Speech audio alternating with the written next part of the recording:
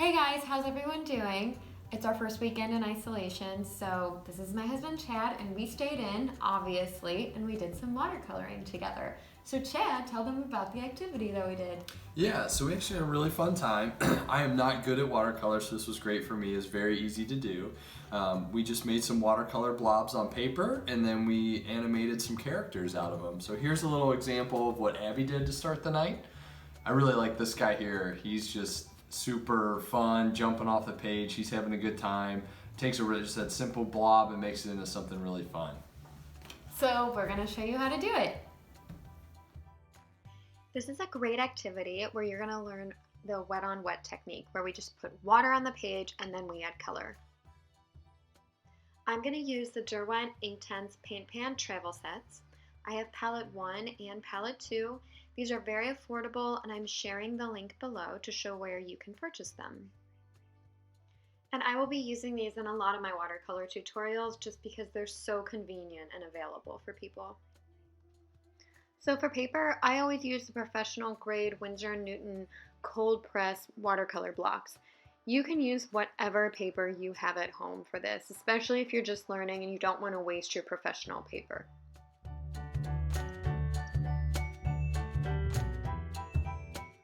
This activity is also really great because you can use whatever brushes you have at home. So I'm going to use a large flat brush, a large round brush, and then I have a couple smaller brushes just for adding detail and shadowing at the end. So step 1, you are literally just going to put some blobs of water on the paper. I always do 3. You can do as many as you want. I would encourage you not to really have a plan, just kind of put that water down, and then once you add the pigment, we're going to see what shapes are made. Part of the fun of this activity is that you have no idea what your characters are going to look like in the end. So you can drip the water, you can splatter the water, do whatever you want to do, get experimental, and just have fun with it. Step 2, you're going to get some of that pigment on your paintbrush, and you are just going to start blobbing it on there, and you want it to really bleed out into all the details that you've added for your characters. So just start adding that color.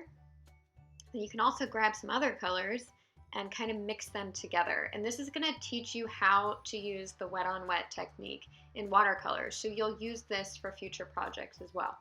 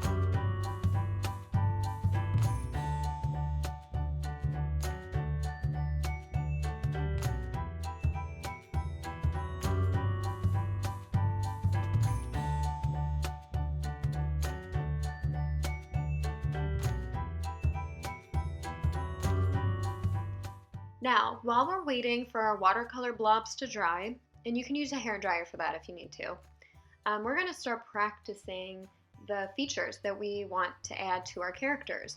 So I always like to use Microns. You can use a pen, you can use permanent markers, whatever you want. Here's what Chad and I both did. Here's his sheet and here's mine. And it's fun to do this with other people because then you can like mix and match the features that you both came up with. Now you're going to start adding those features that you just practiced to start bringing your characters to life. So just kind of plan them out, have fun with it, do not take this too seriously, and I kind of like to put a time limit on it so that I'm forced to just put down what I was thinking in that moment. So then, using your pen or your marker, you're just going to start calling out all those details.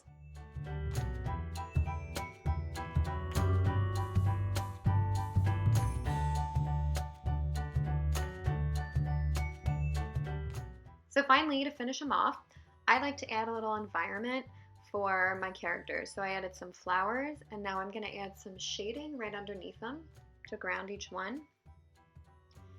And then once you're done with this part, your watercolor blob masterpiece is complete.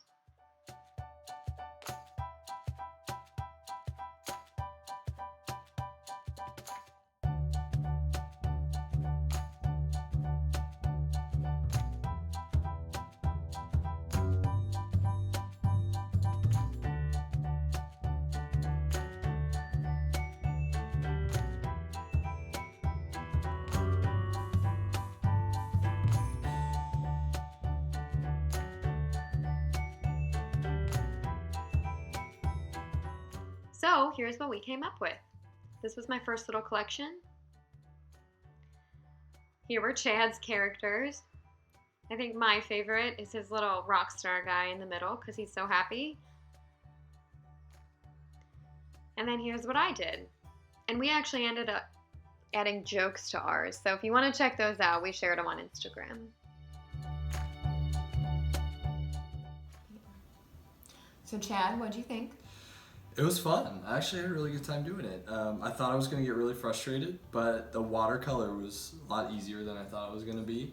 But the details were challenging. Trying to come up with the right idea for each blob was, kind of creatively challenging but fun. And which one was your favorite? I really wanted to like Mr. Onion Head that I did, but I think my favorite is the Starman. I'll show you guys here. He's just jumping right off the page. He's so happy.